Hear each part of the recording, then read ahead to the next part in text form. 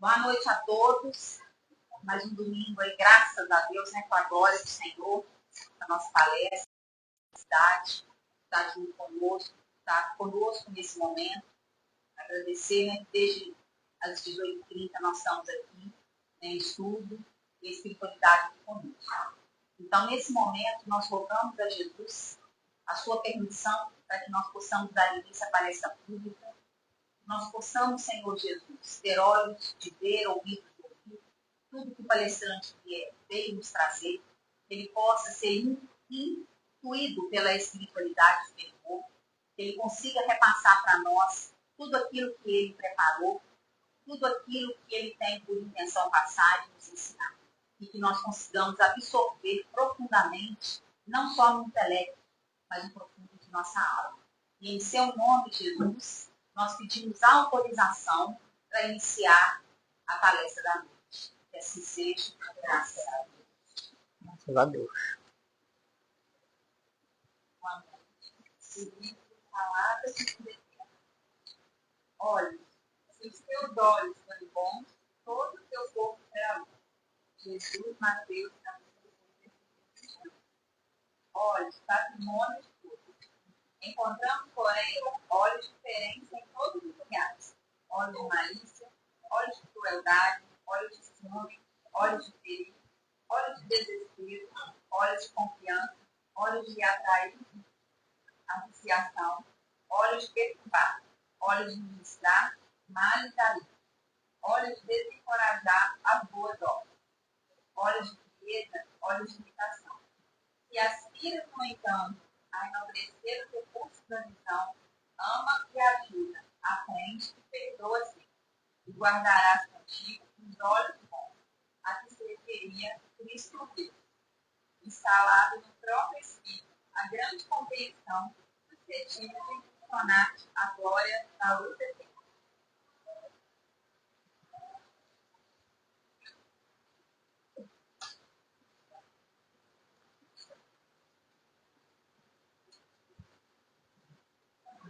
Boa noite a todos e a todas.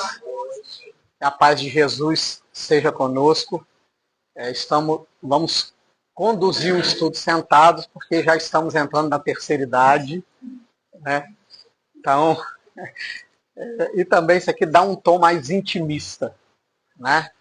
E principalmente para falar de um assunto dessa complexidade, né? E por isso a gente colocou o título de Emoções Desvendando Mitos, né? O que é o mito? É a primeira coisa que nós precisamos compreender. O mito é uma narrativa e, portanto, como tal, não encontra lastro na realidade, não está conectada à realidade, não tem a ciência a dar o conteúdo, a dar o embasamento. E é exatamente assim que muitas vezes nós tratamos o nosso campo emocional. Em verdade, nós recebemos uma diretriz de educação que não nos facilita lidar com o nosso mundo emocional. E dentro do movimento espírita mesmo, nós vamos encontrar, por exemplo, inúmeras canções que não vão tratar bem da questão do chorar, da questão da tristeza, da questão da raiva, mas é preciso compreender que se as emoções fazem parte de nós, se Deus as colocou em nós, né, há um fundamento e existe uma utilidade, um objetivo. Mas que objetivo é esse? Que utilidade é essa? Portanto, nós propomos sair do campo do mítico, né, e a gente começar a estudar em nós aquilo que nós sentimos, né, para que, através do que nós sentimos, nós possamos estar mais alinhados conosco mesmo, sem negar a natureza dos nossos sentimentos, sem negar a natureza das nossas emoções e fazendo do sentimento e das emoções um lugar de estudo, de autoconhecimento, de autodescobrimento. Portanto, nós vamos então começar a definir o que é emoção. Né? Então é um substantivo feminino. E aí olha que interessante, olha a definição. Ato de deslocar, movimentar, agitação de sentimentos, abalo afetivo ou moral, turbação, comoção. Então, o que é que essa definição está falando para nós? Que a emoção desloca, movimenta uma energia no nosso campo emocional. E se desloca e movimenta, significa que está sinalizando, chamando a nossa atenção para aquilo que nós estamos sentindo. No entanto, como é que nós temos lidado com aquilo que sentimos? Normalmente somos tomados pela emoção e quando ela passa, poucos de nós se dedicam a fazer questões para si mesmos. De onde veio essa emoção? Qual foi o gatilho que a disparou? Por que a fala na boca do fulano agita o meu emocional? A mesma fala na boca do outro fulano não agita o meu emocional? Então nós passamos a maioria do tempo da nossa encarnação ignorantes sobre o que se desloca, sobre o que se movimenta em nós. Percebamos que não há aqui nenhuma conotação de natureza negativa. Não está dizendo aqui que você sentir uma emoção é ruim. Por exemplo, sentir raiva é ruim. Chorar é ruim. Estar triste é ruim. Apenas menciona que é algo que se movimenta e que se desloca em nós. E qual é a etimologia da palavra emoção? Então, vamos buscar. A palavra emoção vem do latim emovere, que significa mover de dentro para fora, ou colocar em movimento. O e de emoção é uma variante de ex, que significa fora. A etimologia de emoção é semelhante à da palavra motor, que também significa aquilo que põe em movimento. Emoção é uma reação a um estímulo ambiental ou cognitivo que provoca alterações neurobiológicas e experiências subjetivas. É um modo de comunicar necessidades e estados internos importantes. Aí vamos fazer um recorte nesse texto. Prestemos atenção. Emoção é uma reação a um estímulo ambiental. Então prestemos atenção. O que nós estamos sentindo nesse momento? Emoção. Sim, mas qual é o nome do que nós estamos sentindo? Somos capazes de classificar o que está se movimentando no nosso campo emocional agora? Quando nós chegamos no nosso ambiente de trabalho, recebemos estímulos que mexem com o nosso emocional. Quando estamos em casa, recebemos estímulos que movimentam o nosso campo emocional. Quando estamos na casa espírita, também recebemos estímulos. Prestamos atenção nos estímulos que vêm de fora e agitam o nosso mundo íntimo?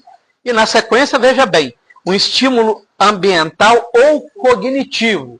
Então, ou seja, as perguntas com as quais eu estou provocando vocês mexe também no universo emocional. Quando eu estou lendo, por exemplo, um livro espírita, aquela leitura gera em mim imagens no meu cognitivo e aquelas imagens que vão descrevendo situações, vivências, experiências, vão mexendo no meu mundo emocional e, consequentemente, dispara a secreção de hormônios na nossa corrente sanguínea. Logo, se nós estamos assistindo um jornal, por exemplo, ou estamos vendo uma cena numa rede social e aquela cena desperta em nós um sentimento de indignação ou de raiva, né? Há uma resposta fisiológica à movimentação dessas emoções. E se nós não trabalhamos isso, não colocamos autocontrole nisso, não direcionamos isso, às vezes ficamos por dias e semanas com aquele estado emocional preponderante, nos perturbando, porque nós não sabemos lidar adequadamente com o que se movimenta no nosso campo emocional. Aí está as experiências subjetivas. Cada um de nós, nesse momento aqui, tem uma reação emocional peculiar, própria, única, diante da psicosfera que nos envolve nesse momento. Quando eu falo a palavra emoção, cada um faz uma leitura peculiar, própria, do seu próprio mundo emocional. Então é a subjetividade. E, portanto, é um modo de comunicar necessidades e estados internos importantes. Por onde a gente comunica? Pela expressão. Não é à toa que a leitura que ela fez falou de quê? Dos olhos. O que é que Jesus falou sobre os olhos? Os olhos são a candeia da alma. Se o teu olhar é bom, todo o seu corpo será luz. Se o teu olhar é mau, o seu corpo será trevas. E quão grandes estas trevas serão? É, por exemplo, possível para quem está atento ao olhar, à candeia da alma, estar diante de uma pessoa num processo depressivo e perceber que, apesar dela sorrir, apesar dela falar, apesar dela desenvolver os seus deveres profissionais, os deveres sociais, os deveres religiosos, os deveres do lar, pelos olhos nós percebemos que o olhar está apagado, demonstrando que toda aquela cena que a pessoa cria para se esconder atrás dela, porque é isso que o depressivo faz. O depressivo muitas vezes se esconde atrás de um bom humor que na verdade ele não está sentindo, ele se esconde atrás de um sorriso que na verdade ele não está com vontade de sorrir, mas quem está atento ao olhar, a candeia da alma, percebe o que vai no emocional do outro. É o que nós comunicamos. Mas nós andamos tão distraídos, tão seduzidos pelo mundo digital, que nós estamos perdendo o hábito de olhar nos olhos uns dos outros e fazer leituras do que a pessoa está comunicando. Às vezes não apenas com a expressão do rosto, mas com o seu corpo, com o seu gestual. Muito bem? Falamos de sentimento, não é? O sentimento é um estado emocional complexo e duradouro, que resulta da interpretação consciente das emoções. Opa, prestemos atenção aqui. O sentimento é um estado emocional complexo e duradouro que resulta da interpretação consciente das emoções. Logo, se eu não interpreto o que estou sentindo conscientemente, eu não me conduzo. Eu sou conduzido pelo que eu sinto. Vamos a um exemplo de como eu sou conduzido pelo que eu sinto? Alguém fala algo ou faz algo que mexe num ponto sensível para mim, sobre o qual eu não estou atento, sou tomado por uma emoção, aquela emoção produz um impulso e eu dou uma resposta, que depois que eu dou a resposta, a consciência, a razão, percebeu que eu não devia ter dado a resposta, e aí eu sou tomado por um sentimento de arrependimento. Se eu estou consciente de que uma emoção de indignação ou de raiva tomou posse de mim, eu consigo me calar, consigo colocar um copo de água, um gole de água na boca, saio de perto, porque eu estou consciente do que estou sentindo. Quando não estou consciente do que estou sentindo, eu sou conduzido pelo que estou sentindo. E só depois eu vou ter consciência sobre o que eu fiz ou sobre o que eu falei. É uma representação mental do estado do corpo e envolve experiências subjetivas que são influenciadas por experiências de vida, cultura e aprendizados. Os sentimentos são independentes e acessíveis apenas à própria pessoa, ao contrário das emoções, que são uma reação imediata a um estímulo e podem ser observadas pelos outros. O que essa parte do texto está dizendo? Ela está dizendo o seguinte: se eu estiver com raiva aqui neste momento, todo mundo vai saber. Eu não vou conseguir conter a raiva. É como se a emoção fosse um pico. Então, se eu estiver com raiva, todo mundo vai imediatamente identificar pelo meu semblante, pela vibração da minha voz, pela expressão do meu corpo que eu estou com raiva. Se eu sentir ódio de alguém, ninguém identifica.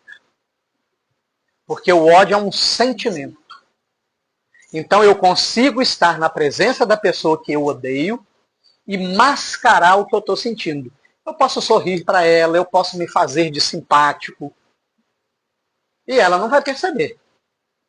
E é por isso que a gente vai dizer o seguinte: a palavra mente, a expressão mente, a escrita mente, mas a energia não mente. É possível sentir a vibração da energia, da emoção ou do sentimento que a pessoa irradia de si. Mas para isso é preciso estar atento. Portanto, emoção é um impulso. Sentimento é algo duradouro. Então, citamos o exemplo aqui. A raiva é a emoção, o ódio é o sentimento. O sistema límbico é a parte do cérebro que processa os sentimentos e as emoções. Então, o sistema límbico foi implantado lá nos mamíferos inferiores. Até então, antes dos mamíferos inferiores, nós tínhamos o que era chamado de cérebro reptiliano. Né? Então, quando a gente vê, por exemplo, uma fêmea lambendo a sua cria, estimulando a sua cria pela lambida, estamos vendo aqui agora no reino humano, mas nós falávamos no reino animal. Aquilo ali é um protótipo do que vai ser o campo emocional humano no futuro. E o sistema límbico, ele tem as suas memórias emocionais. Não é? É por isso que, quando alguém fala determinada coisa na gente, nós temos uma reação, um impulso automático sobre o qual nós não pensamos, não raciocinamos, porque nós temos inúmeras memórias de situações, não é, que nos levam a essa resposta automática. E aí, nós vamos aqui, bem, já falamos bastante, né?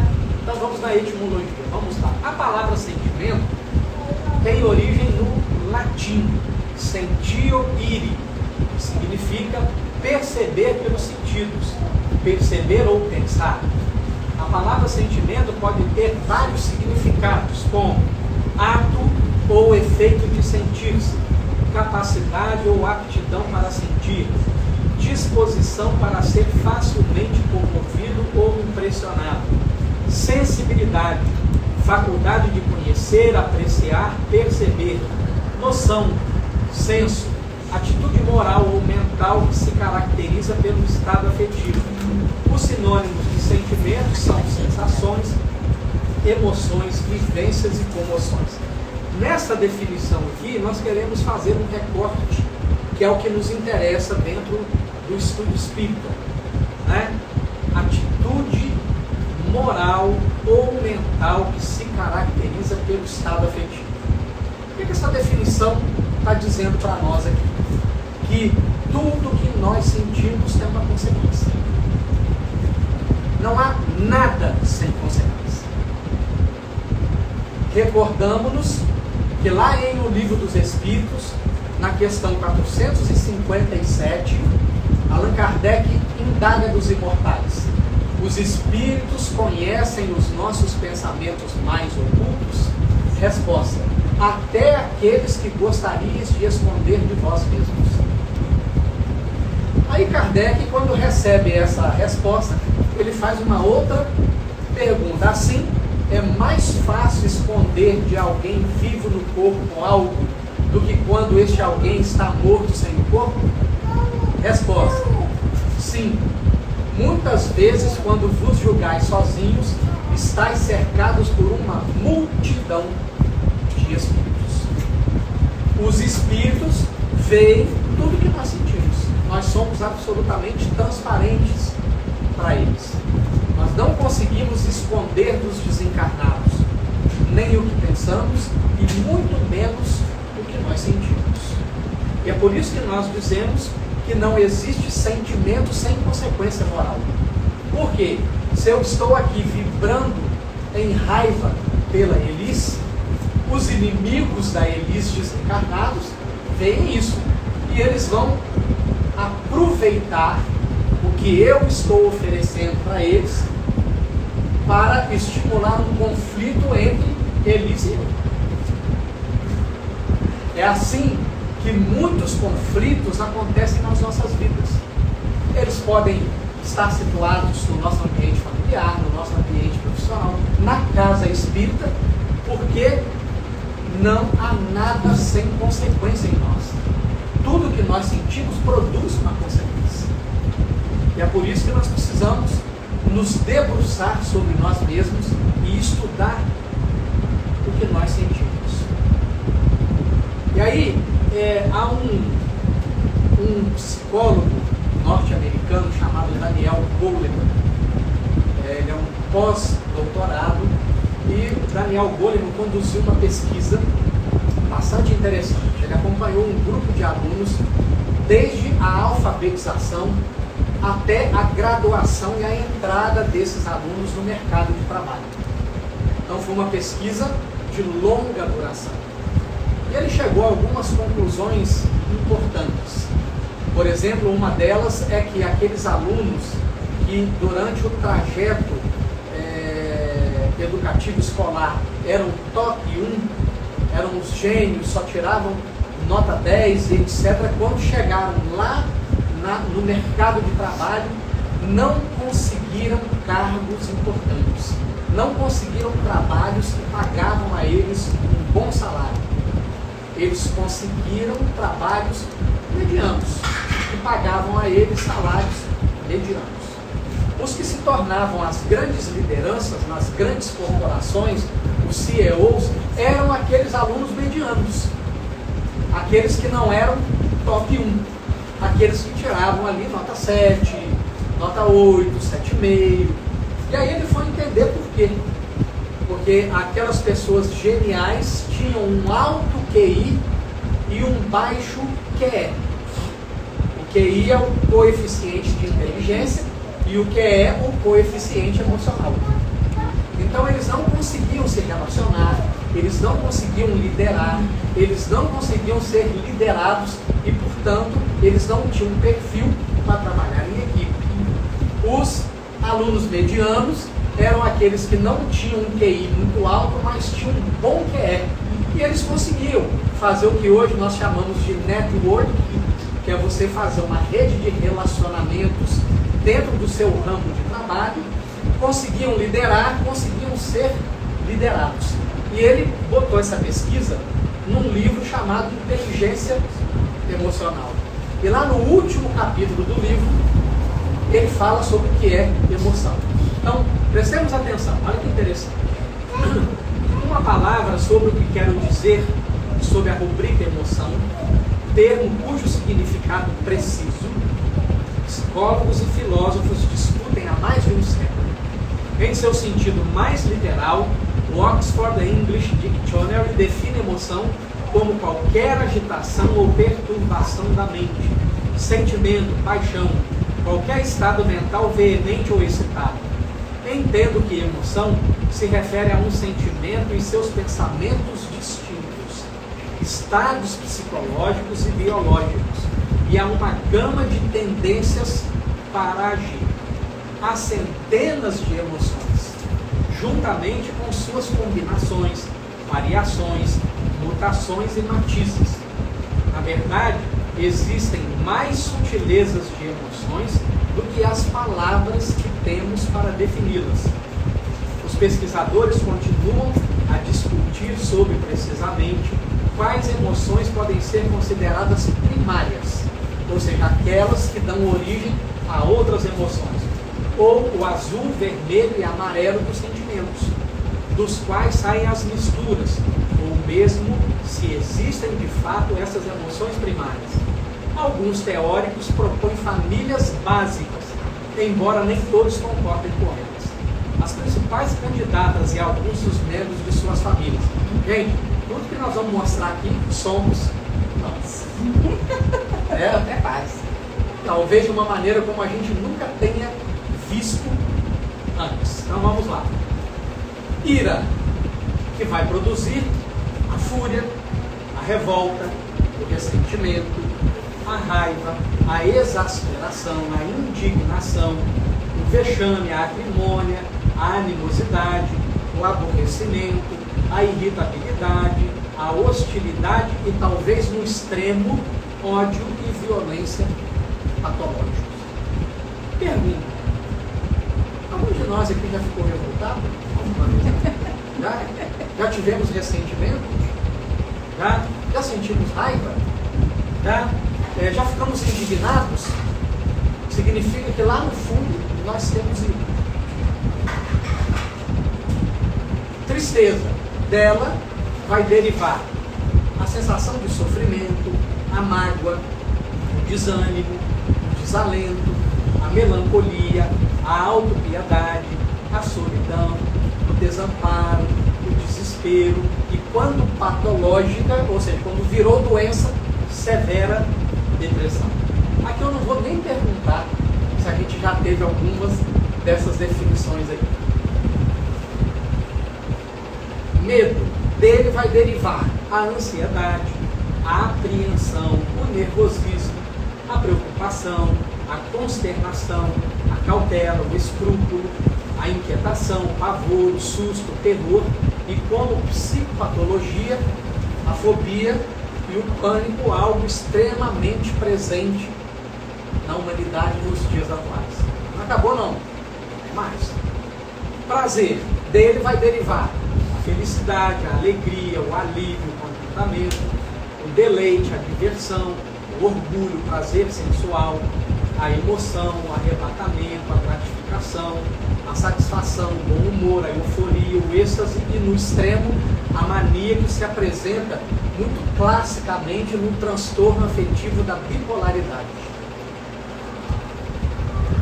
O amor. Dele vai derivar a aceitação nossa e do outro, logo, se eu não me aceito, falta auto-amor, e se eu não aceito o outro, falta amor. A amizade, a confiança, a afinidade, dedicação, adoração, paixão, o ágape, que é o amor fraternal. A surpresa. Dela vai derivar o choque, o espanto, o pasmo e a maravilha. O nojo. Dele vai derivar o desprezo, o desdém, a antipatia, a aversão, a repugnância, a repulsa. E finalmente a vergonha. Dele vai derivar a culpa, dela vai derivar a culpa, o vexame, a mágoa, o remorso, a humilhação, o arrependimento, a mortificação e a contrição. Bem, por que nós tivemos o cuidado de colocar todas essas definições? Para nos fazer um convite. Nós não podemos mais caminhar na vida desatentos ao que nós sentimos. Nós não podemos mais permitir que as emoções nos dirijam, que sejam elas a guiar as nossas escolhas, que sejam elas a dizer por onde nós vamos ou por onde nós não vamos, com quem nós vamos nos relacionar ou com quem nós não vamos nos relacionar. É preciso que nós estejamos com a nossa razão sempre à frente nas escolhas. As emoções, como nós estamos percebendo aqui, que não são poucas e elas se conjugam, e Freud vai fazer uma descoberta fenomenal a esse respeito, porque ele vai dizer que é possível que nós sintamos pela mesma pessoa amor e ódio. Né? Então, ora, se eu sou toda essa matriz de sentimentos, se é isso aqui que define o meu andar, define aonde eu vou estar, com quem eu vou estar, o que eu quero ou não fazer, deixar que isso esteja livre em nós, sem estudo, sem educação, sem autodomínio, sendo espíritos com viciações multissekulares, é permitir que as emoções nos dirijam de onde nós viemos. De onde nós viemos? Viemos das viciações. Viemos do mal. Viemos do apego às pessoas, do apego a sentimentos, do apego a objetos. De onde nós viemos? Do orgulho. De onde nós viemos? Da vaidade, do egoísmo, da maledicência, da concupiscência. Nós viemos daí. E isso tem matriz em nós. Matriz, que quer dizer um lugar de repetição, onde nos propõe que nós continuemos a repetir o que temos sentido. E lá no Evangelho de João, no capítulo 8, no versículo 32, Jesus nos dá uma diretriz quando ele diz: e conhecereis a verdade, e a verdade vos libertará. Então nós vamos pegar nesse tema aí na frente. Lá no Evangelho segundo o Espiritismo, no capítulo 11, o Espírito Lázaro nos faz uma síntese bastante importante para nós refletirmos sobre o que nós sentimos. Então ele vai dizer assim: em sua origem, o homem só tem instintos. Muito bem. O que é um instinto? O instinto é um impulso interior inconsciente e independente da razão. Então, quando a Elis pisa no meu carro e eu tenho aquele ímpeto e vomito sem pensar, foi um impulso, quem está agindo em mim? O instinto. Que leva o indivíduo a agir, principalmente quando a ação é antissocial. O que significa a ação ser antissocial? Está todo mundo no mesmo padrão de comportamento, eu ajo fora da caixinha, mas não porque eu raciocinei, porque eu tive um impulso. Então está todo mundo indo para virar para a direita e o instinto fala assim: não vira para a direita não, vira para a esquerda. E eu não raciocino, simplesmente viro para a esquerda. É uma tendência inata, ou seja, não é aprendida. É uma parte do comportamento que não é fruto de aprendizado. Alguns exemplos de instintos humanos são instinto de sobrevivência, instinto materno, diferenças de personalidade, diferenças de tendências de comportamento entre homens e mulheres. Quando mais avançado e corrompido, só tem sensações. O que é uma sensação? Uma sensação em fisiologia e psicologia é um processo pelo qual um estímulo externo ou interno provoca uma reação específica, produzindo uma percepção que pode ser visual, tátil, gustativa, olfativa ou auditiva. Então a sensação é um conhecimento imediato, intuitivo. Então o que é uma sensação externa? Sensação de frio, sensação de calor. O que é uma sensação interna, fisiológica? Estou com fome, tem algo errado num órgão meu aqui. Estou com a sensação que algo vai dar errado. Estou com a sensação que algo vai dar certo. Isso é a sensação. Quando instruído e depurado, tem sentimentos. O que é o sentimento? Aí nós voltamos lá na definição que nós já temos. O sentimento é um estado emocional complexo e duradouro, que resulta da interpretação consciente das emoções. É uma representação mental do estado do corpo e envolve experiências subjetivas que são influenciadas por experiências de vida, cultura e aprendizado. Aí Lázaro continua. E o ponto delicado do sentimento é o amor. Não o amor no sentido vulgar do termo, mas esse sol interior que condensa e reúne em seu ardente foco todas as aspirações e todas as revelações sobre-humanas. A lei de amor substitui a personalidade pela fusão dos seres, extingue as misérias sociais. Ditoso aquele que, ultrapassando a sua humanidade, ama com amplo amor os seus irmãos em sofrimento. Ditoso aquele que ama, pois não conhece a miséria da alma, nem a do corpo. Tem ligeiros os pés e vive como que transportado fora de si mesmo. Como atingir esse amor? Onde é que está o manual que nos ensina a viver este amor? Esse manual se chama Evangelho. Né? E vamos nos recordar que lá no capítulo 14 do Evangelho de João, dentro daquele quadro conhecido como Santa Ceia, que na verdade são os instantes, os momentos finais de Jesus aqui antes da sua paixão, da crucificação e da ressurreição. Jesus está reunido com os discípulos e está no momento festivo, se despedindo deles e deixando para eles as instruções finais. E no capítulo 14, Jesus diz assim: eu sou a videira e o Pai é o pomicultor.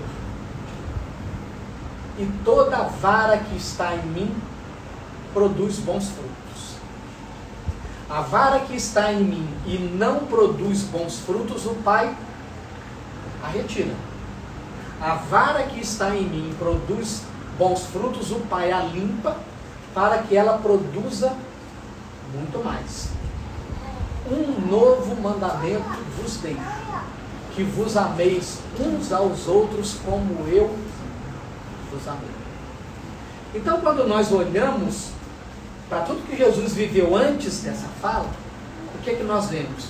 Nós vemos um Jesus cuidadoso, um Jesus que cuida de adversários e de seguidores, um Jesus que dá ao adversário o que ele precisa para despertar a sua consciência, um Jesus que dá ao doente aquilo que ele merece e necessita, um Jesus que não se excede no amor, que não passa a mão na cabeça, que não protege quem não merece proteção. Portanto, um amor que não está vinculado essencialmente ao campo do sentimento, mas ao campo do comportamento. Como eu me comporto, como se movimentam as emoções dentro de mim. O desejo de fazer o bem, de elevar o meu semelhante para um patamar melhor.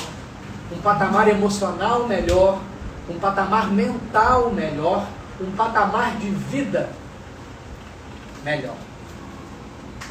Então essa é a fala de Lázaro, também nos convidando para a gente olhar para o que sentimos. Mas Emmanuel, no livro Seara dos Médiuns, no capítulo 2, vai nos deixar uma síntese sem igual. O capítulo 2 chama-se Cartão de Visitas, onde Emmanuel, avaliando um trecho do livro dos Médiuns, que fala que em mediunidade o pensamento é tudo, porque nós irradiamos a onda que nos é característica pelo pensamento, e ondas semelhantes a essas vão se sintonizar conosco. E a partir daí, ele vai nos deixar, aqui óbvio não está o texto todo, só o recorte que nos interessa, mas estou citando a obra e o capítulo porque vale a pena ler. Então ele vai dizer assim: e compreendendo-se no pensamento a primeira estação de abordagem magnética, ou seja, eu irradio a minha onda mental e sou abordado por ondas mentais equivalentes de encarnados e de desencarnados. em nossas relações uns com os outros, seja qual for a mediunidade de alguém, vamos lembrar que a intuição é a mediunidade universal, portanto, todos somos médiuns, né? É na vida íntima que palpita a condução de todo recurso psíquico. Observa, pois, os próprios impulsos. E aí ele vai começar aqui a fazer uma decantação extremamente importante para nós, porque ele vai dizer assim: o que gera o que nós sentimos no campo emocional é um desejo. Ou seja, o que há de mais profundo em nós é um desejo. Esse desejo vai gerar as emoções, vai gerar o que nós sentimos. Então, desejando, sente. Tudo bem? Sentindo, eu penso. Logo, vamos fazer o caminho contrário? Olha como vai ficar interessante. Em todo pensamento existe um sentimento. E em todo sentimento existe um desejo. Então, se eu me investigar, eu consigo descobrir o que eu estou sentindo e consigo descobrir o desejo que está no fundo.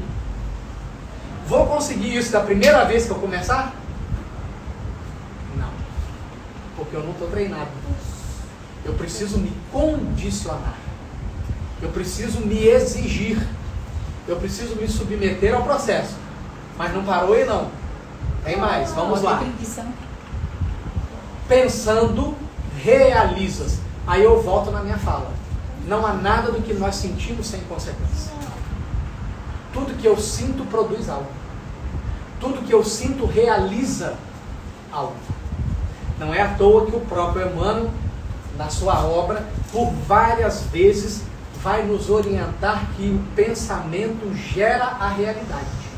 Produz a realidade. Não quer dizer que basta eu pensar em algo agora que aquilo vai se materializar.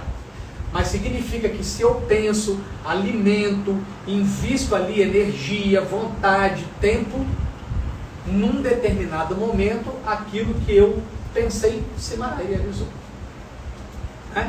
Então, quando eu penso, eu realizo. Quando eu realizo, eu atraio. E quando eu atraio, eu reflito, porque se eu estou em sintonia com a Elis, significa que tem aqui uma retroalimentação, ou seja, eu me alimento do que ela pensa e ela se alimenta do que eu penso. Agora, ampliemos isso para os grupos humanos. Por exemplo, imaginemos todas as pessoas que sentem medo hoje no mundo conectadas. E elas estão. E elas se retroalimentam do mundo. Imaginam todas as pessoas que sentem raiva dos políticos.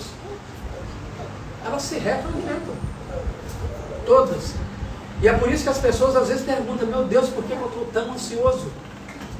Não tem nada na minha realidade aqui que me deixa ansioso. Está tudo bem na minha família, está tudo bem no meu trabalho, nas minhas finanças está tudo bem, na casa espírita está tudo bem, mas eu estou ansioso. Aí a pessoa não percebe o que ela está consumindo nas redes sociais. E ela está lá, às vezes, consumindo conteúdos que vão levá-la para esse patamar de medo, de ansiedade. Ela conecta com essa rede enorme que envolve o planeta Terra, trouxe ansiedade para o mundo íntimo. Então, atraindo, refletes. E refletindo, estendes a própria influência acrescida dos fatores de indução do grupo com que te afinas. O pensamento é, portanto, nosso cartão de visita. Por quê? Porque ele vai refletir o que eu sinto, ele vai refletir o que eu desejo, e ele vai refletir ao grupo com o qual eu me sintonizo. Aí nós vamos voltar numa fala que eu já coloquei aqui para nós. Os olhos são a candeia da alma. Se o teu olhar é bom, todo o teu corpo será luz e você estará conectado com os planos superiores da vida. Deixou cair a vibração, o olhar ficou mal, o que você vai sentir é ruim, você vai se conectar com a rede de inferioridades que é o que mais abunda no planeta Terra. Encarnada e desencarnada. Encarnada e desencarnada. Daí a fala de Jesus. Se o teu olhar é mau, a luz que há em ti serão trevas. E quão grandes essas trevas serão? Porque o planeta Terra não é um planeta onde o mal prepondera sobre o bem. Então, se eu me conecto nessa rede do mal, eu amplio o mal que há em mim. Muito bem. E aí, lógico, nós vamos buscar naquele que é o nosso modelo e guia, o que nos interessa nesse sentido, né? Precisamos andar porque o tempo ruge e a Sapucaí é grande. 8h40, você tem 15 minutos ainda, graças a Deus. Jesus dizia, pois, aos judeus que criam nele: se vós permanecerdes na minha palavra, verdadeiramente sereis meus discípulos, e conhecereis a verdade, e a verdade vos libertará. Responderam-lhe: somos descendência de Abraão, e nunca servimos a ninguém. Como dizes tu, sereis livres? Respondeu-lhes Jesus: em verdade vos digo, que todo aquele que comete pecado é servo do pecado. Ora, o servo não fica para sempre em casa, o filho fica para sempre. Se, pois, o filho vos libertar, verdadeiramente sereis livres. E aí prestemos atenção, né? Vamos dar um recorte naquilo que nos interessa. Nós estamos falando de emoção, estamos falando de autoconhecimento, estamos falando de prestar atenção ao que a gente sente, entendendo a influência do que a gente sente. Portanto, nós precisamos ir em busca da verdade. E a que verdade?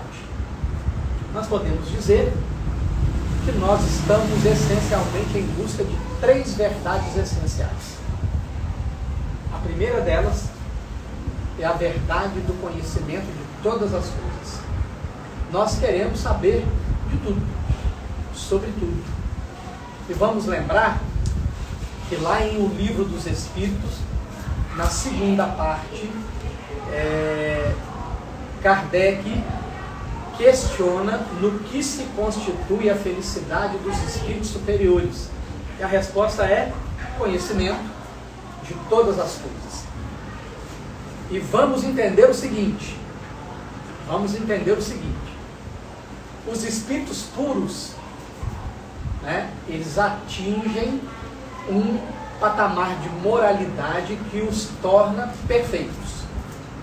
Mas o conhecimento intelectual é infinito. Por que é infinito? Porque se Deus continua criando, então significa que Deus cria coisas que mesmo os espíritos perfeitos ainda não conhecem. Então eles vão ter que aprender. Por isso a felicidade deles é o conhecimento de todas as coisas. Aí que vem que a gente estava conversando. Como evoluir mais se você já é perfeito? Mas tem que continuar evoluindo. Tem que continuar evoluindo. Muito bem. A outra verdade, a segunda verdade essencial que nós buscamos, é a verdade sobre nós mesmos. A verdade individual. E é esse o foco do nosso trabalho aqui hoje. Dar um alerta na gente e nos colocar atentos para estudar a partir de hoje o que nós sentimos com método, com sistema, com dedicação, com atenção. E finalmente, a verdade suprema que liberta Deus que está dentro de nós. Mas enquanto eu não limpar o meu campo emocional, enquanto eu não retirar do meu mundo interno os escombros, né, das minhas vivências infelizes do passado e do presente, eu não consigo me conectar com essa verdade suprema que está dentro de mim, Deus. E aí vamos compreender aquela parte final da fala. Ora, o servo não fica para sempre em casa. O filho fica para sempre. E aí o que Jesus está querendo dizer com essa fala? Bem, se eu não me conheço, se eu não me melhoro, se eu não domino o que eu sinto, né? Se eu não evoluo, eu fico num ciclo de saio do túmulo, volto para o berço, saio do túmulo, volto para o berço, saio do túmulo, e não entro no reino de Deus, que é a casa que ele fala. A casa é o lugar definitivo. Então vejam, aqui no plano humano, o que é que nós fazemos? Nós saímos para trabalhar, passamos o dia fora, no final da nossa jornada de trabalho, o que é que nós fazemos? Voltamos para casa. O que é que nós estamos fazendo aqui? Estamos fazendo um trabalho para tentar voltar para casa. Quem está lá na casa? O filho. Jesus está no reino esperando a gente. Esperando que nós também sejamos filhos de Deus e não servos. E para ser filho de Deus, eu preciso ir atrás daquelas 3 verdades essenciais. A verdade de todas as coisas, a verdade sobre mim mesmo e a verdade suprema, Deus dentro de mim. Certo? E é por isso que, se nós seguirmos o Evangelho, o Filho nos libertará. Se nós nos mantivermos na palavra de Jesus, nós nos libertaremos. E os Espíritos... Gente, será que esse povo entendia isso quando ele falava? Pois é. Difícil. Entendia, porque Pedro se libertou, Madalena se libertou, Sim. João se libertou, Tiago se libertou, Mas é profundo. Judas se libertou. Então todos eles fizeram esse entendimento. E por que nós só estamos fazendo agora, Elizabeth? Porque nós metemos a cabeça no poste para fazer do nosso jeito. Não quero seguir a lei de Deus, eu quero fazer do meu jeito. E os Espíritos cuidaram de uma maneira especial, já que eles se dirigiram especialmente à nossa razão, numa questão no Livro dos Espíritos, que vai falar sobre algo extremamente importante para todos nós espíritas, que é consciência ética. O que é a ética? A ética é o estudo da moralidade. Certo? Então, muito bem. O que significa consciência ética? Significa eu entender o quanto de doutrina espírita já estão nas minhas atitudes, no meu hábito, no meu comportamento, na minha maneira de ver o mundo. Falamos disso hoje na escolha dos políticos. Como é que se eu levo Jesus para a urna, se eu levo o Evangelho para a urna, se eu levo para o trabalho, se eu levo para o trânsito, se eu levo para o mercado. Né? Março de 2020. Vocês lembram o que aconteceu em março de 2020? Pandemia. Isolamento. O que é que nós vimos muitos cristãos fazerem? Irem no mercado estocar água, estocar papel higiênico, estocar alimento, porque não sabia o que ia acontecer. E aparentemente estava correto, certo? Mas e quem ganhava um salário mínimo e não tinha condições de estocar? Então, agimos como cristãos? Ou usamos aquela métrica, farinha pouca, meu pirão primeiro? Né? Então, a consciência ética é quando eu começo a pensar em como eu tenho agido com o que eu já sei de Evangelho e de doutrina espírita. Está lá na questão 119 do Livro dos Espíritos. Qual o meio prático mais eficaz que tem o homem de se melhorar nessa vida? Quanto tempo, Elisângela? 7 minutos. 7 minutos. E de resistir à atração do mal. Um sábio da antiguidade vos disse: conhece-te a ti mesmo. Conhecemos toda a sabedoria desta máxima, porém a dificuldade está precisamente em cada um conhecer-se a si mesmo. Qual o meio de conseguir? Fazei o que eu fazia quando vivi na terra. Ao fim do dia interrogava minha consciência, passava a revista ao que fizera e perguntava a mim mesmo se não faltara algum dever, se ninguém tivera motivo para de mim se queixar. Foi assim que cheguei a me conhecer e a ver o que em mim precisava de reforma. Consciência ética. Não precisa fazer no fim do dia não, tá, gente? Porque isso para mim não deu certo. Porque quando eu chegava lá no meu fim do dia, que é 10h30, 11 horas, 11h30 da noite, eu ia fazer meu exame de consciência, eu ficava tão agitado que eu tinha insônia e eu ia dormir 2 da manhã. Aí eu fiz um ajuste nessa fala de Santo Agostinho. Por quê? Porque nessa época aqui não tinha energia elétrica, não tinha celular, não tinha rede social, não tinha nada disso. Então, o sol escondeu, nessa época acabou a luz. Isso aqui é século IV. Século IV. Entende? Acabou a luz, o sujeito se recolheu para dormir. Então era fácil fazer o exame de consciência 6, 6h30, 7 horas da noite. Você tinha tempo de se agitar, mas depois você relaxava e dormia. Então eu passei a fazer o quê? Eu botei meu celular para despertar 1 hora mais cedo, acordo todos os dias 1 hora mais cedo, a primeira coisa que eu faço é o meu exame de consciência. No dia anterior. No dia anterior.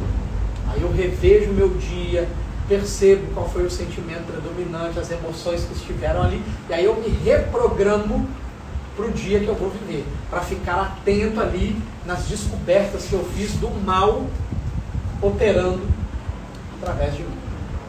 E o Espírito Joana de Ângeles tem uma das falas mais consoladoras para nós, está lá na introdução do livro Ser Consciente. Ela vai nos auxiliar nesse processo de autoexame, de aquisição de consciência ética. Ela vai dizer assim: o ser consciente deve trabalhar-se sempre partindo do ponto inicial da sua realidade psicológica. Qual é a minha realidade psicológica? Vamos a uma dinâmica aqui extremamente rápida para a gente entender. Bem, nós estamos aqui em público, né? Tem alguém de chinelo? Ela. Levanta de chinelo, na hora que ela chega aqui, ela senta o dedinho mindinho nessa quina. Como é que é a reação dela aqui em público? E aí ela chuta a quina da cadeira na casa dela quando não tem... Só tá lá a família. Como é que ela reage em casa?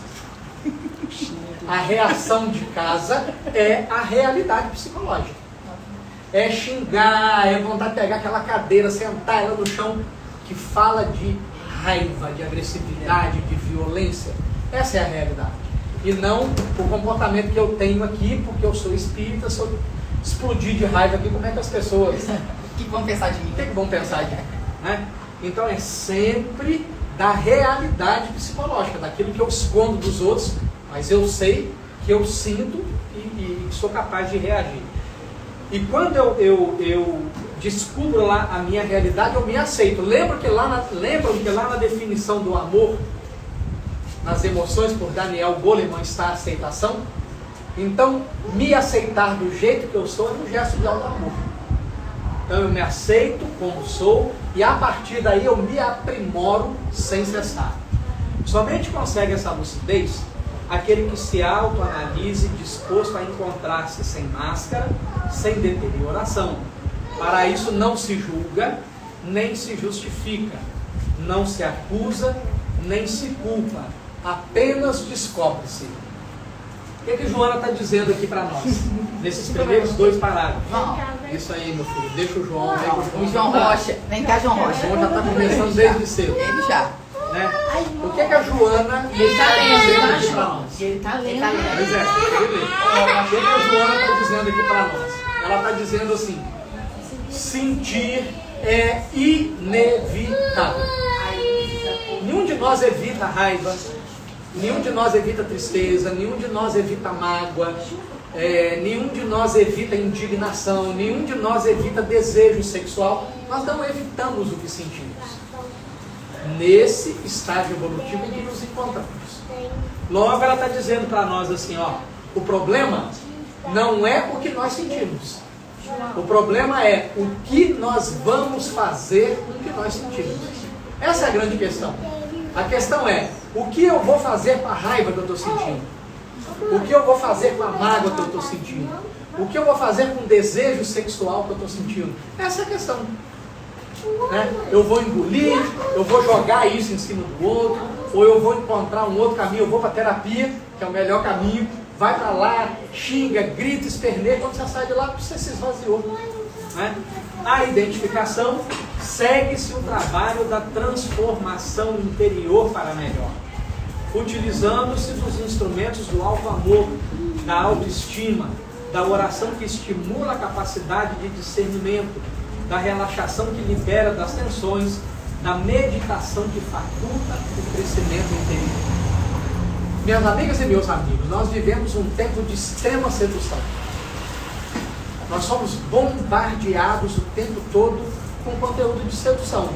Por exemplo, se eu converso com a Elisa aqui agora, que eu estou querendo comprar uma bicicleta elétrica, o Google vai ouvir essa minha fala, e quando eu abrir meu celular aqui, a sedução está na minha cara. Eu tenho ofertas no Facebook, no Instagram, no YouTube, daquilo que é o objeto do meu desejo. Então, eles estão nos seduzindo. Os espíritos que já sabiam disso desde antes, nos fazem uma proposta. Questão 922. Isso aqui, gente, é foco. É foco que os espíritos estão nos dando. Prestemos atenção. A felicidade terrestre é relativa à posição de cada um. O que basta para a felicidade de um constitui a desgraça de outro. Haverá, contudo, alguma soma de felicidade comum a todos os homens? E eu quero que vocês resolvam essa equação aí. F é igual a VM sobre PM mais VM sobre CT mais FF.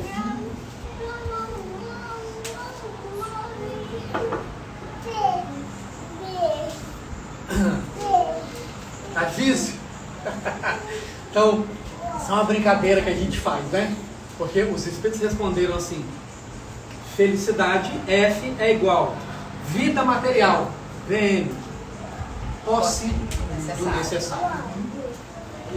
Com relação à vida moral, é a consciência tranquila, você ter mais. Se nós botarmos o nosso foco aqui, com relação à vida material, eu possuir o necessário, entendendo que o necessário é relativo. Né? Uma pessoa sozinha, doente, tem um nível de necessidade. Uma pessoa sozinha, saudável, tem outro nível de necessidade. Uma família de 2, uma família de 5, com doente, não doente. Então, cada um precisa descobrir o que é necessário para viver. E o que tiver em excesso, se liberta.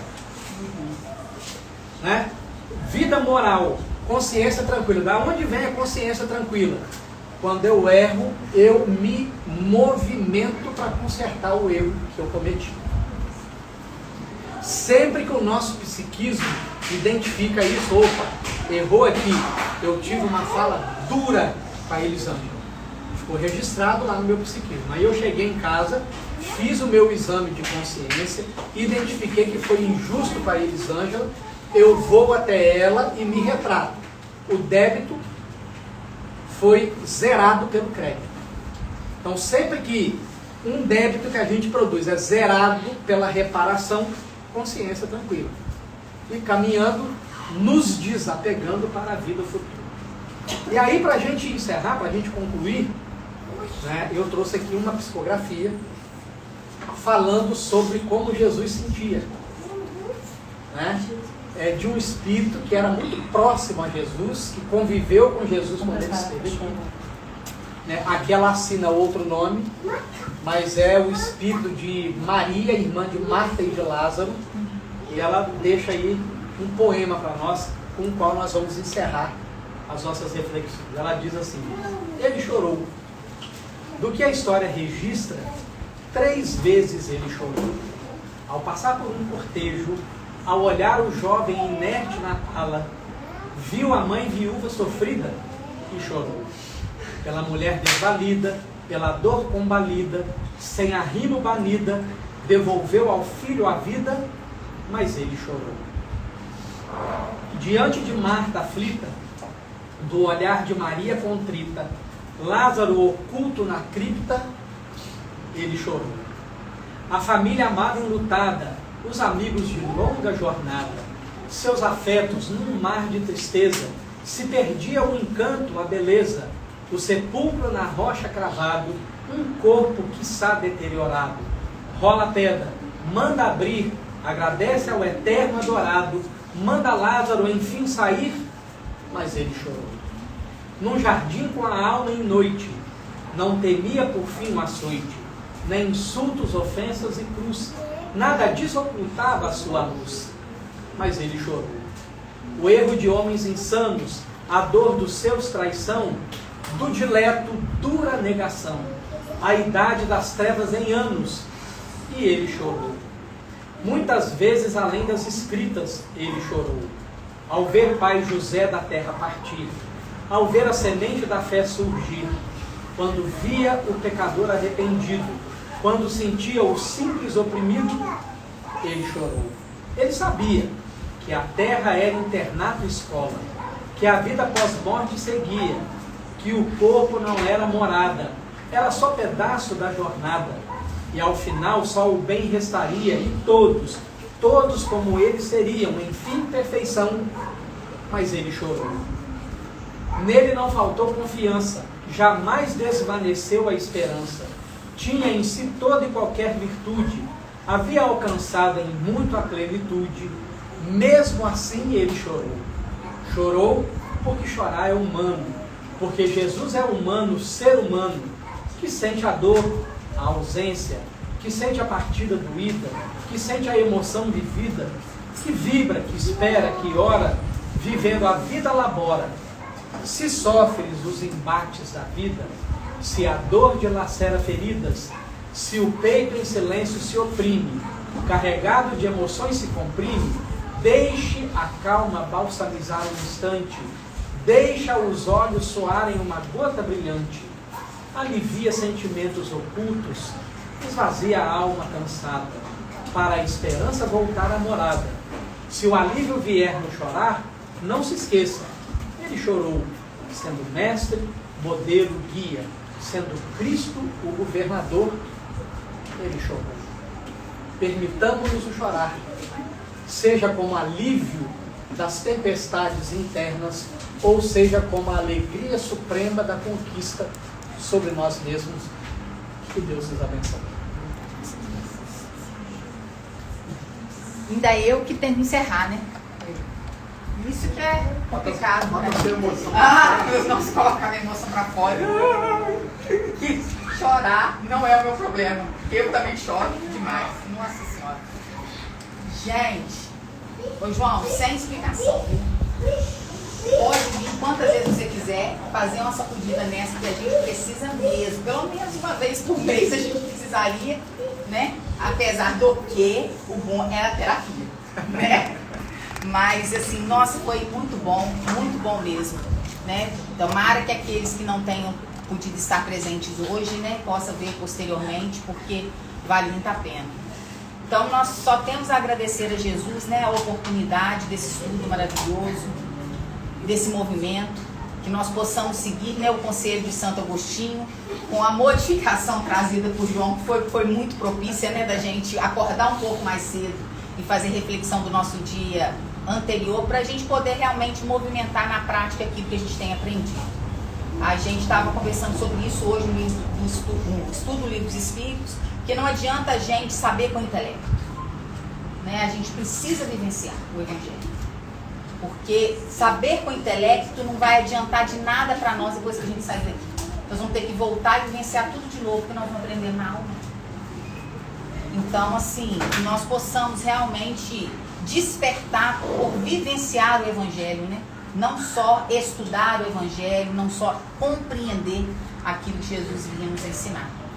Então, nós pedimos, né, agradecemos a espiritualidade pela oportunidade que nós temos, né, de a cada semana vir uma pessoa para poder nos orientar, para poder nos ensinar, e que a gente possa ir absorvendo cada vez mais para tornar a nossa vida melhor. Se a gente torna a nossa vida melhor, a gente torna a vida de quem convive conosco melhor também. E aí fica leve para nós e leve para os outros. Que nós possamos, né, deixar de ser peso para nós, que possamos deixar de ser peso para o outro. Então que Jesus nos abençoe, nos proteja, abençoe os irmãos desencarnados que estão aqui, né, ouvindo também esse estudo, porque é para nós e é para eles. E que eles também possam, né, se movimentar, que possam se transformar, que aqueles que estão aqui, que porventura nos perseguem, que eles possam ter o despertamento, porque a cada dia é um novo dia, e a cada momento uma nova oportunidade que nós temos para fazer diferente do que nós víamos fazendo. Então que eles consigam aproveitar essa oportunidade e mudar a rota, né? Sair do acostamento e vir para a via principal para seguir os ensinamentos do Mestre Jesus. Que nós possamos então, nesse momento, né, de extrema emoção, de alegria, de felicidade, que nós possamos aproveitar essa energia benfazeja para solicitar, para pedir e rogar a espiritualidade amiga que nos abençoe, que nos conceda, né, a transmutação das nossas energias, e que nesse momento de oração do Pai Nosso, que essa transmutação de energia vá até aquelas pessoas que estão em casa assistindo, e que depois, no momento em que a pessoa se conectar com a energia dessa palestra, se conectar com esses ensinamentos e se conectar com a nossa energia, que ela possa se fazer presente junto à pessoa e nesse momento transmutar as energias, retirando tudo aquilo que não pertence a Deus, tudo aquilo que é atraído por nós, todo o mal que nós não conseguimos evitar que chegue até nós, tudo aquilo que impregna no nosso perispírito, e que seja tudo limpo, seja tudo transformado, e que seja substituído por fluidos salutares, por fluidos vivificantes, por fluidos de vida, de alegria, de amor, por fluidos vindo de Deus nosso Senhor. Então, no momento do Pai Nosso, nós pedimos que a espiritualidade possa fazer essa transmutação de energia a todos aqueles que estão em casa. Pai nosso que estais no céu, santificado seja o vosso nome. Venha a nós o vosso reino, seja feita a vossa vontade, assim na terra como no céu. O pão nosso de cada dia nos dai hoje, perdoai as nossas ofensas, assim como nós perdoamos a quem nos tem ofendido. Não nos deixeis cair em tentação, mas livrai-nos do mal. Amém. Ave Maria, cheia de graça, o Senhor é convosco. Bendita sois vós entre as mulheres, bendito é o fruto do vosso ventre, Jesus. Santa Maria, Mãe de Jesus, rogai por nós, pecadores, agora e na hora da nossa passagem, que assim seja. E em nome de Jesus, com as bênçãos de Deus, nós pedimos autorização para encerrar o estudo da noite. E quem está presente, nós vamos ao passe. Graças a Deus. Eu sou o primeiro.